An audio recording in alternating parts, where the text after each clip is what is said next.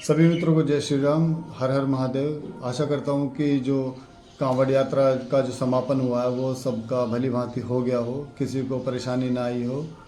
हाँ, वो बात अलग है कि कुछ लोगों की माने तो कांवड़ यात्री यात्री नहीं है, आतंकवादी हैं और गुंडे हैं और अराजक तत्व हैं जो जिनका काम है कि सिर्फ सड़कें जाम कर देना और लोगों को बाधा पहुंचाना, उनके जो डेली रूटीन का है, उनका जो डेली लाइफ है उसको बाधित करना। इससे ज़्यादा कांवड़ यात्री कुछ नहीं करते।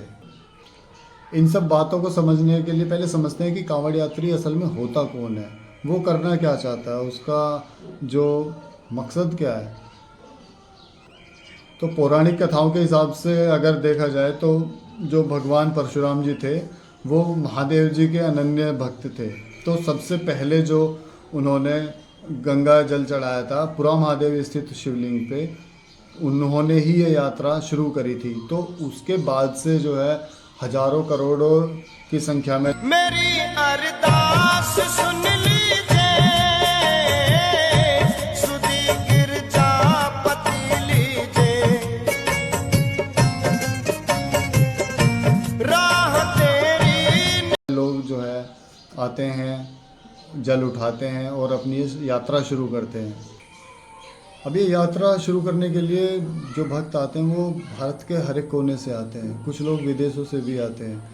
और ये सिर्फ एक यात्रा नहीं है, ये एक भक्ति का भाव है। जिसमें यात्रा कैसे शुरू करी जाती है कि एक बांस का डंडा होता है, उसमें आगे पीछे जलहरी बांध दी जाती है, उसमें जल भर के और गंगा जी में स्नान करके यात्री अपनी यात्रा शुरू करता है।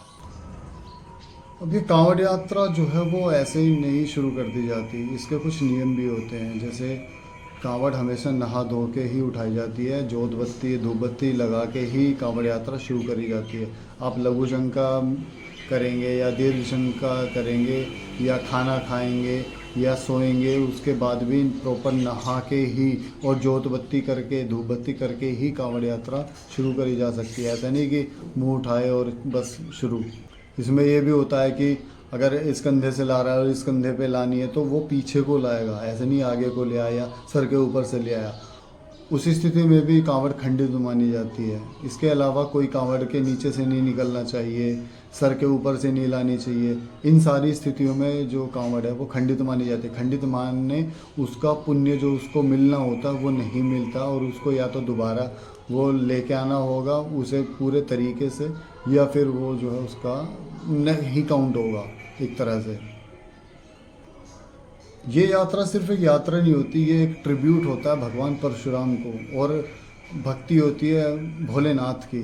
लोग बम बम बोल बम और महादेव के जयकारे लगाते हुए, श्री राम के जयकारे लगाते हुए, माँ भगवती की आराधना करते हुए और अपनी यात्राएं पूरी करते हैं। इसमें हम जो है क्या क्या छोड़ देते हैं, इसमें अहंकार छोड़ देता है इंसान, इसमें लोभ छोड़ देता है, इसमें क्रोध छोड़ देता है, इसमें वासना छोड़ देता है, उसमें ये सब चीज़ें इंसान त्याग देता है।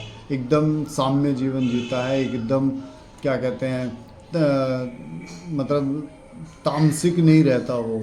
ना वो प्याज खाएगा, ना वो नॉनवेज चीज़ें खाएगा, ना वो व्यसन करेगा, कुछ भी नहीं करता। वो सिर्फ एक सात्विक जीवन जीता है इस समय में, इस कालखंड में। हमारे जो नैरेटिव स्टार हैं रवीश कुमार जी, उनके हिसाब से अगर माने तो ये कांवड़ यात्रा से 2900 करोड़ की हानि होती है, यानी कि उद्यमियों को 2900 करोड़ की चपत लगती है। जबकि मैं पहले आंकड़ा दे देता हूँ कि कितने कांवड़िए प्रतिवर्ष इस महीने में, सावन के महीने में आते हैं। 2022 का आंकड़ा है दोस्तों, 4 करोड़ कांवड़िए उन्होंने जलाभिषेक किया था, ये यात्रा की थी। 23 में ये आंकड़ा बढ़ के 4 करोड़ 70 लाख था और 2024 का भी जो आंकड़ा है वो 4 करोड़ से ऊपर का ही है। बेयर मिनिमम अगर हम ये 4 करोड़ मान लें तो कांवड़िए का खर्चा औसतन जो आता है 4 से 5 हज़ार रुपये आता है। और अगर हम बात करें कि 4 से 5 करोड़ कांवड़ियों की, तो सबका औसत अगर लगाया जाए तो 12 से 16 हज़ार करोड़ का औसत आता है। इतने का जो है उद्यमियों को इकोनॉमी बूस्ट मिलता है, क्योंकि ऐसा नहीं कि ये पैसा किसी एक की जेब में जा रहा है, ये सबकी जेब में जाता है। इससे एक पूरी इकोनॉमी चलती है उस पर्टिकुलर एरिया की, ठीक है। और वहाँ से लेके और जिस जो उनका गंतव्य है वहाँ तक के लोगों की एक इकोनॉमी चलती है, ठीक है। कांवड़िया नहाएगा तो मतलब नहाने के बाद खाना खाएगा, चाय पिएगा, जूस पिएगा, फल लेगा एक्सेट्रा, ठीक है। अपने बच्चों के लिए खिलौने लेगा या प्रसाद खरीदेगा। तो इसमें जो इकोनॉमी है वो उन्हीं के सराउंड में चलती है। ऐसा नहीं कि ये किसी एक इंसान से जुड़ा हुआ है या एक संस्था के लिए। अब ये एक तमाचा है 12,000 से 16,000 करोड़ का उन लोग रवीश कुमार जैसे लोगों के मुंह पे, जो कहते हैं कि 2900 करोड़ रुपए का नुकसान हो रहा है। अबे भाई कहाँ चल, मैं तुम्हारा आंकड़ा भी अगर सही मान लूँ 2900 करोड़ और 12 से 16,000 करोड़ में कितना फ़र्क है, थोड़ा सा बताएगा ज़रा, अगर मैथमेटिक्स आता है तो। एक आध घटना को लेकर जैसे गाज़ियाबाद में हुआ था कि कांवड़ियों ने गाड़ी में तोड़ फोड़ कर दी। अब उनको जो है कुछ पत्तलकारों ने, गुंडे कुछ ने जो है आतंकी तक की बोल दिया। अब मैं ये जानना चाहता हूँ कि जो बंदा वो गाड़ी वाला था वो रॉन्ग साइड में हाई स्पीड से आके अगर वो टक्कर मार दे रहा और उसका जल बखेर दिया, भाई उसकी पूरी जो यात्रा थी हरिद्वार से लेकर गाज़ियाबाद तक की, ठीक है, तुम उसका भुगतान कर सकते हो? उसकी तुमने कांवड़ खंडित कर दी, भाई वो सब कुछ होता है उसके लिए, समझे, और तुमने वही उसका नुकसान कर दिया। उसको कहाँ से तुम जो है जस्टिफाई करोगे? कुछ लोग लगे पड़े हैं कि क्या ऐसे लोगों पे बुलडोजर नहीं चलना चाहिए। भाई आतंकवादी घटना को उससे अगर तुम जोड़ोगे तो इस तरह की न जाने कितनी घटनाएं बिना किसी उसके जो है होती रहती हैं। अब उन पे तो तुम लोग बोलते नहीं हो। कुछ लोगों का आता है कि किताब उठाई होती तो कांवड़ उठाने की ज़रूरत नहीं पड़ती, खेत में फावड़ा उठाओ कांवड़ उठाने की ज़रूरत नहीं पड़ेगी, खाने को ये खाने को। भाई ऐसा है, ये ऐसी जो समय सीमा है, ये ऐसा टाइम होता है। हमारे घर पे भी खेती होती है, ऐसा नहीं, हमने भी ज्वार बो रखी है, मुंजी बो रखी है, हमारे भी खेत में ईख खड़ी है, तो उसमें करने का कुछ ज़्यादा होता नहीं। मुंजी में पानी दो, बात ख़त्म। ज्वार काट के लानी हो गए, कोई बहुत बड़ी बात नहीं होती। तीसरी बात, ईख में कोई खास काम होता नहीं है। इन दिनों में बारिश होती रहेगी, खाद लगाते रहो और ईख खड़ी है। बाकी जो ये हैं जिनके हिसाब से 2900 करोड़ रुपए का नुकसान होता है इस कांवड़ यात्रा के दौरान, उनको मैं बता दूं कि जब आपका फार्मर प्रोटेस्ट हुआ था तब on an average 500 crore per day का नुकसान हुआ था उद्यमियों को। वो भी 500 करोड़ पर डे की चपत लगी थी।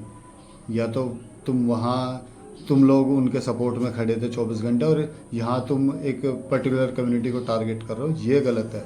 या तो दोनों तरफ आप बराबर रहो, ठीक है, बराबर रहो, ऐसे बायस्ड मत रहो कि भाई जब इनका कुछ होगा तब मैं बोलूँगा, जब इनका कुछ होगा तब मैं आंखें मूंद लूँगा। ये गलत है। और देखो, यात्रा तो हमेशा होगी, हमेशा होती ही रहेगी।